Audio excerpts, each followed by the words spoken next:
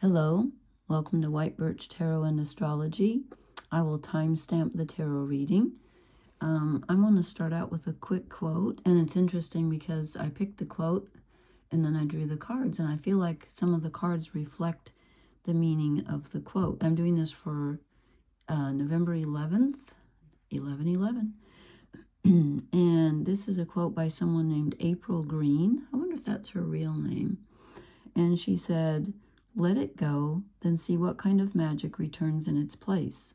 Because I promise that what's for you will never reach you while you're clinging to something else." Okay, and I apologize for my voice. I'm all croaky, but that's the way it is. I was going to do a pick a card reading, but I injured my hand again, so I can't draw that many cards, but I will one of these nights. I really feel like doing one. Anyway, I'm going to talk briefly about the astrology, and then I will hopefully remember to timestamp. Do I have a pen? Yes. This is interesting stuff going on in the sky. So as I said, I'm doing this, it's kind of just in the wee hours of November 11th. And a couple days ago, Mercury went retrograde at 6 degrees of Sagittarius, and will dip back into Scorpio and be retrograde until I think the 29th of November.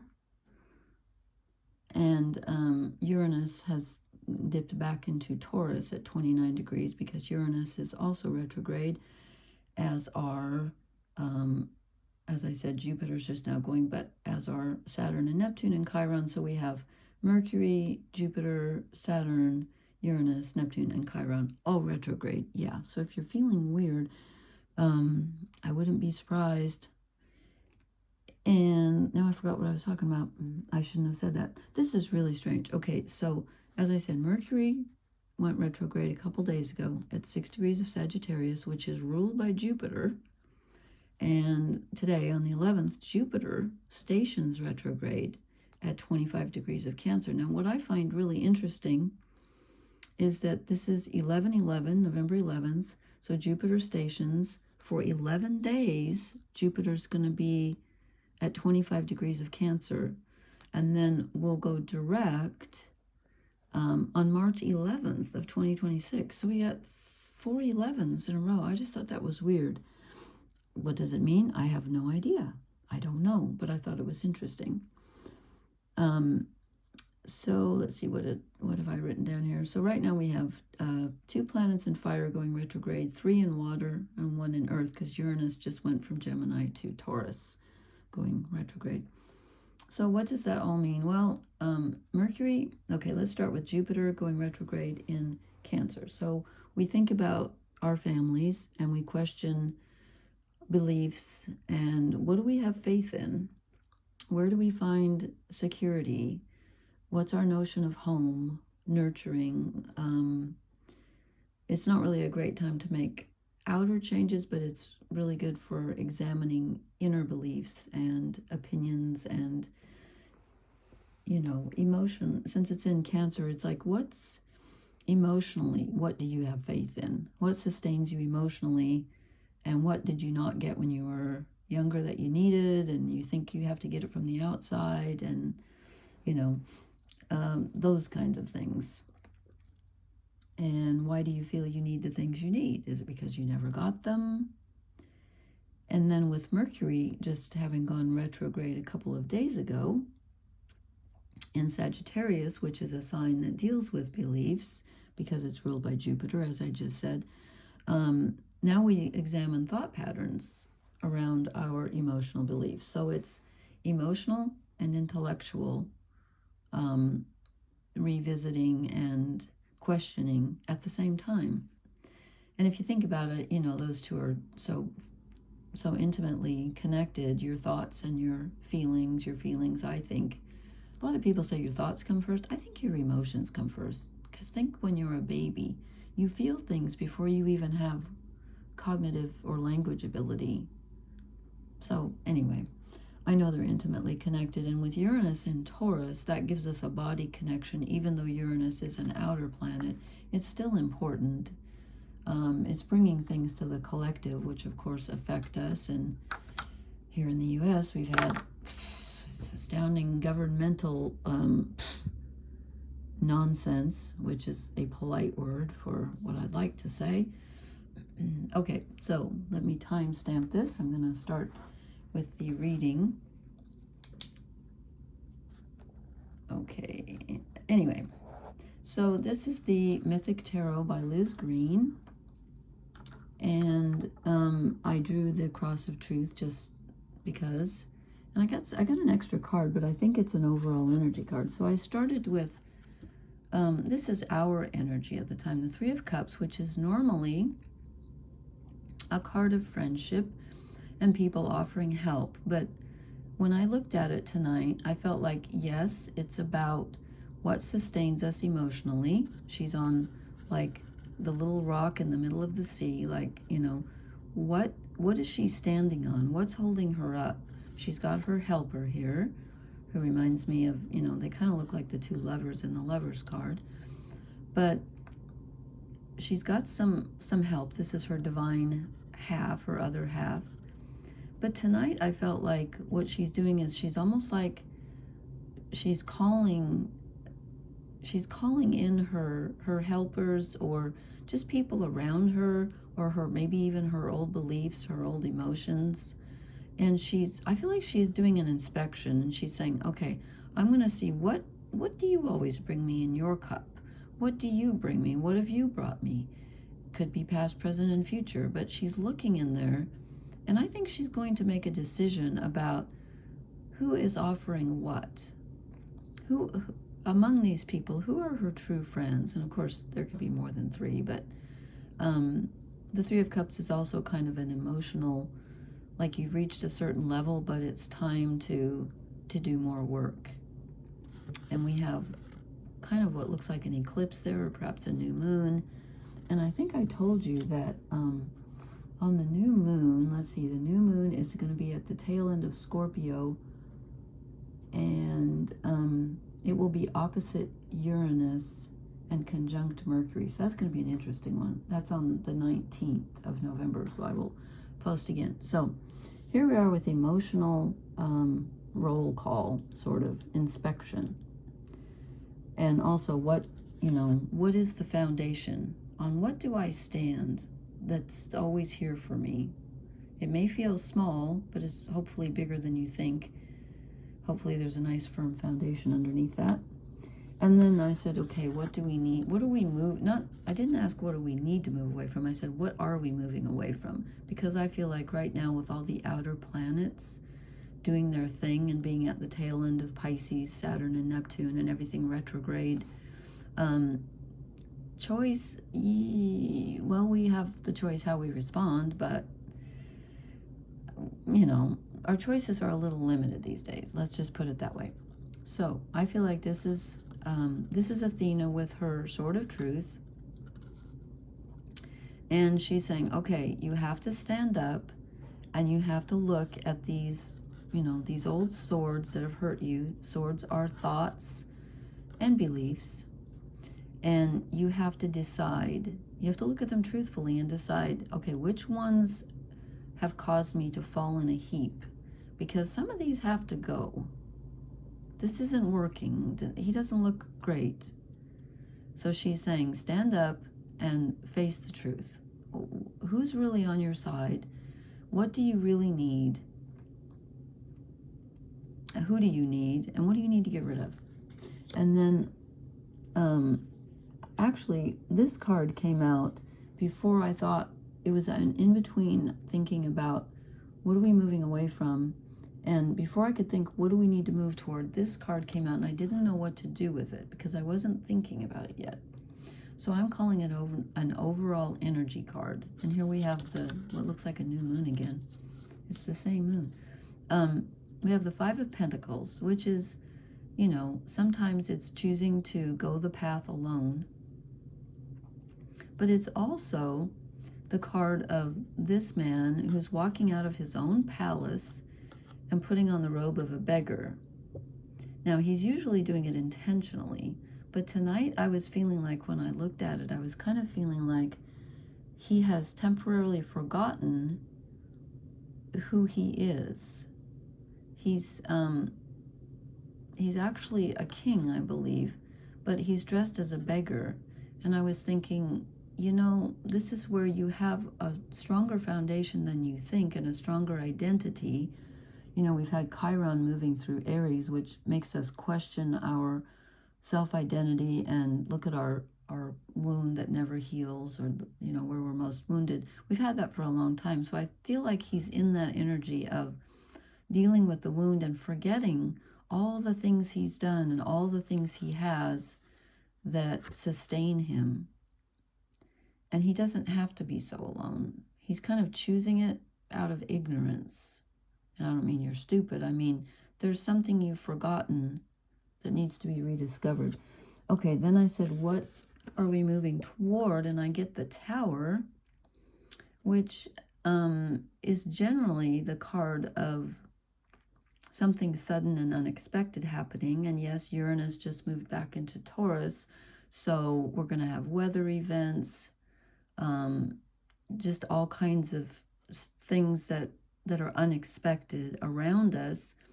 But on a personal level, this can also mean the breakdown of existing forms, which I'm taking as thought forms, emotional structures that need to be loosened and let go of before we can, you know, move toward what would really make us feel good at this time. I know it's kind of a repeat message because we've been letting go for a long time, but with Saturn and Neptune together at the tail end of the zodiac, and they're still both retrograde, it's just par for the course. I mean, it's a new course. I forget when the last time Neptune moves very slowly.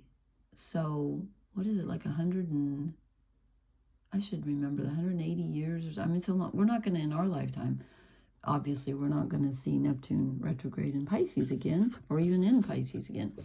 Then I said, what is the foundation? So here's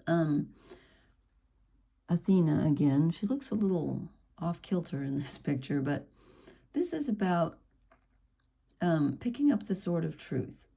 So we're asking ourselves,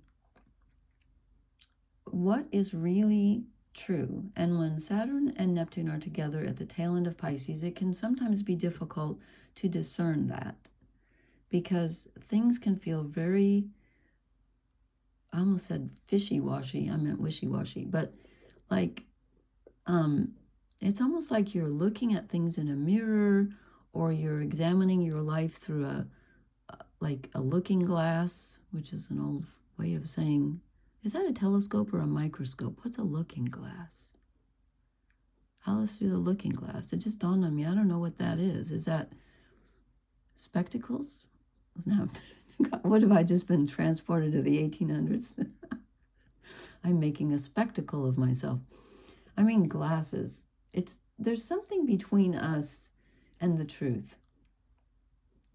And we're examining things, and we have to kind of, it's like clearing away the filter. What is it? I have a poem I wrote that has a line like that in it. I don't know if I've ever read it on here. Maybe I'll share it in a day or two, because it kind of goes. But it's about looking at all the different layers, and there is a sword of truth. There actually is truth. And of course, you know, some people say truth just depends on the way you look at things. Yeah, that's true. We all have our different way of looking at things. But I still believe that at the heart of everything, there's a truth with a capital T. Some people don't believe that. I kind of do.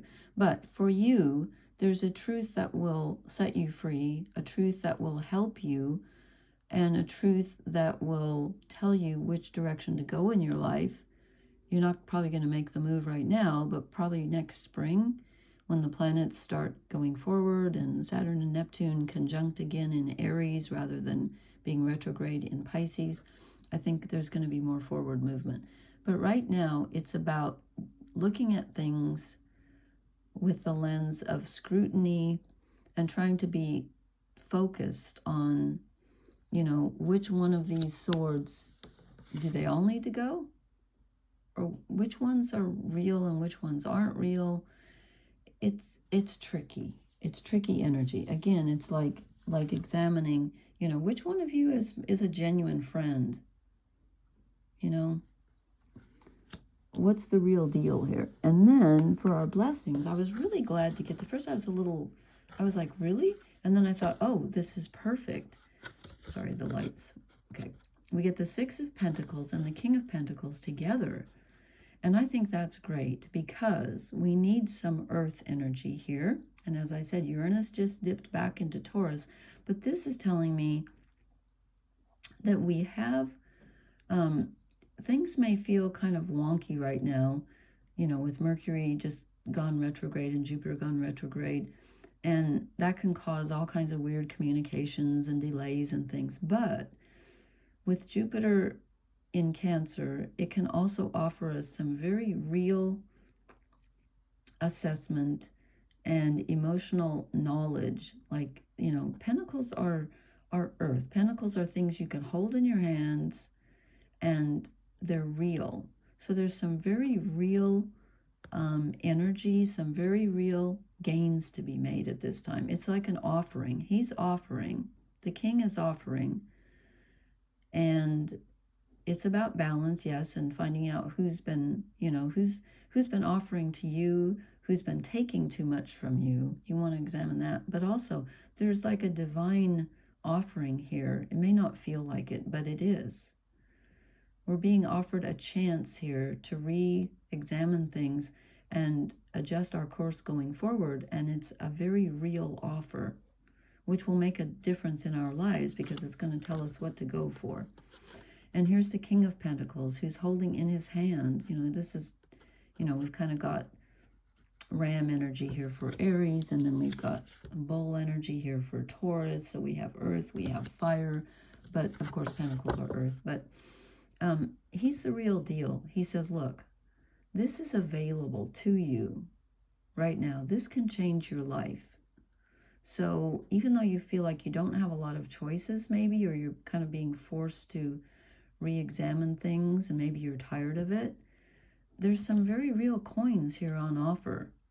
There's a chance for a new, I don't want to say a new life, but possibly a new way of doing things.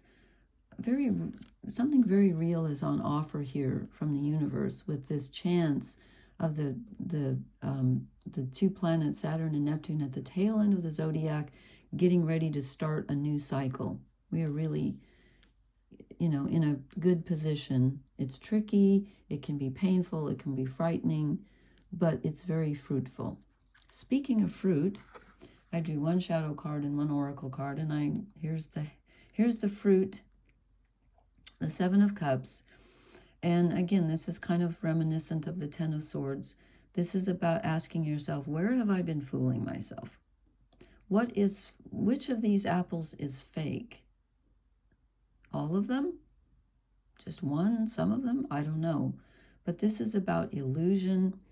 The tree is dead. Does a dead tree bear fruit? Not really. So what are these things hanging? You know, what are you fooling yourself about? Where are you caught up in illusion? And where do you need it to be? Where do you need it to be real? You need to examine the cups on an emotional level. What feeds you? On a physical level, what is being offered to you? What do you have?